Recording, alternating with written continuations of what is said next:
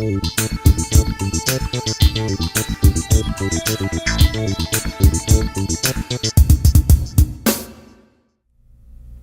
Richard Apodaca with Uniweld products.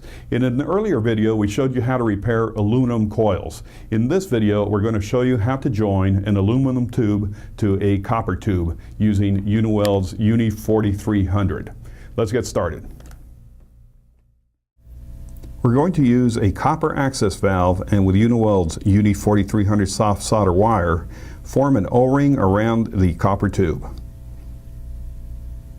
We then join this to the aluminum tube and prepare to soft solder the two tubes together. Here you see the copper access valve, the aluminum tube, and the preformed UNI4300 soft solder O-ring. You want to make sure that the tubes are free from oil and are clean. We're going to use the UNI4300 soft solder flux in this handy flux applicator with a metal tip.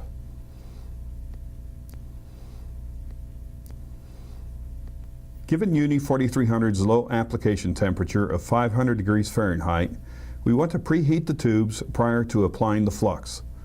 First, we will preheat the copper tube and then proceed to preheat the aluminum tube. Next, we apply the UNI4300 flux to the joint. Once the flux begins to heat, we apply additional flux and with low heat, rapidly heat the entire assembly, and we're done.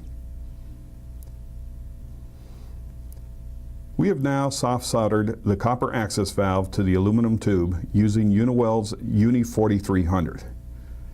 Let's go ahead and pressure test the joint we have soft soldered by connecting the access valve to Uniweld's RHP 800 nitrogen regulator and apply 800 pounds of pressure to the assembly. Uniweld's RHP 800 nitrogen regulator is ideal for meeting today's OEM stringent requirements for high pressure testing and purging.